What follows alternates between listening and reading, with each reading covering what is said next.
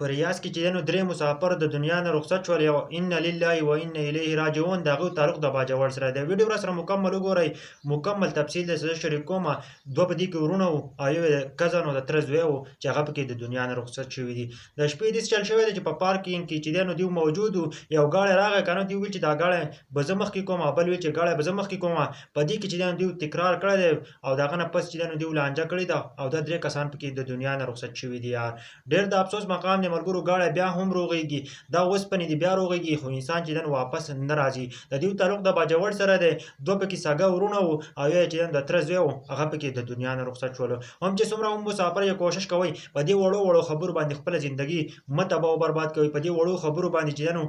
جګړې او تکرار مه کوئ، ځکه چې تاسو تل یې هلته د خپل خاندان دپاره لګیا یئ، د خپل کور د خلکو دپاره لګیا یئ، د خپلې فیملۍ دپاره لګیا یئ، خو تاسو چې دی نو هلته په وړوکې خبره باندې لانجه وکړي او تاسو ته غټ نقصان ورسي. که چېرته ګاډی چې دی نو خراب شي، هغه وړوکی شي، بیا هم هغه اوسپنې واپس روغېږي، خو چې انسان یو پیر د دنیا نه لاړ هغه مکمل طور باندې ختم شو، هغه دوباره دې دنیا ته نه راځي. تاسو کوشش کوئ که نه په دې وړوکو خبرو باندې د یو بل سره چې دی نو جګړې او تکرار مه کوئ که نه. ډېر د افسوس مقام دی، الله دې وله په جنت الفردوس کې اعلی مقام ورکړي دې درېو واړو له، او الله دې چې د هغو د کور کم خلک دی الله پاک دې وله صبر ورکړي، ځکه چې ډېر ګران کار دی که نه چې دا تابوتونه چې دی نو پاکستان ته راوړي د هغو کور ته دننه کوي، دا هېڅوک نشي برداشت کولی، د برداشت نه دا ډېره زیاته غټه خبره ده، بالکل دا نشي برداشت کولی. الله دې وله په جنت الفردوس کې اعلی مقام ورکړي. او بېګا د شپې چې دی نو هلته په ریاض کې په پارکینګ کې چې دی نو لانجه شوې ده او دا درې پاکستاني درې پښتانه پکې د دنیا نه رخصت شوي دي، د باجوړ سره تعلق دی. الله پاک دې وله په جنت الفردوس کې اعلی مقام ورکړي.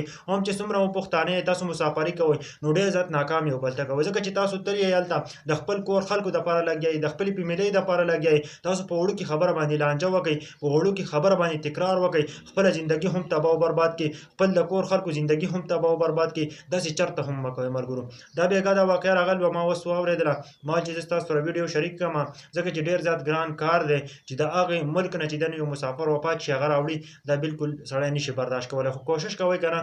خدای دې پاک دې وله چې دی نو په جنت الفردوس کې دې درې واړو له اعلی مقام ورکړي، او خدای دې چې د دې کم کور خلک دی الله پاک دې چې دی نو هغوی له صبر ورکړي. ګران کار دی خو الله پاک دې وله صبر ورکړي، ځکه که نه چې دا درې واړه د دنیا نه رخصت شوي دي. په دې کې دوه ورونه دي، ښه دوه پکې ورونه دي سږه، یو یې د تره زوی دی، د تقریبا ټوله یوه فیملي ده، د یو کور خلک دی ټول، او هغه پکې د دنیا نه رخصت شوي دي ملګرو. نو کوشش کوئ چې څومره هم مسافر یې دلته موږ ویډیو جوړو که نه، موږ تاسو لپاره بار بار تاسو ته وایو که نه چې د مسافرو سره ډېر په احتیاط زندګي تېروئ، د مسافرو سره چې دی په نرمه لهجه باندې خبرې کوئ، سخته لهجه بالکل خبرې مه کوئ. د ژوند او د مرګ هېڅ پته نه لګي چې انسان کله دې دنیا نه رخصتېږي، انسان په لاس کې هېڅ هم نشته دی. ګورئ دا زموږ چې کومه زندګي ده، زموږ چې کوم وجود دی، دا د الله پاک امانت دی، موږ به چې د دې زندګۍ به چې دی نو ختمېږي، موږ به یو بلې دنیا ته منتقل کېږو. چې موږ بلې دنیا ته منتقل کېږو، په دې دنیا کې موږ څه کړي د هغه تپوس به ګوره زموږ نه ضرور کېږي. ګوره موږ ټول ګناهګار یو، الله پاک دې زموږ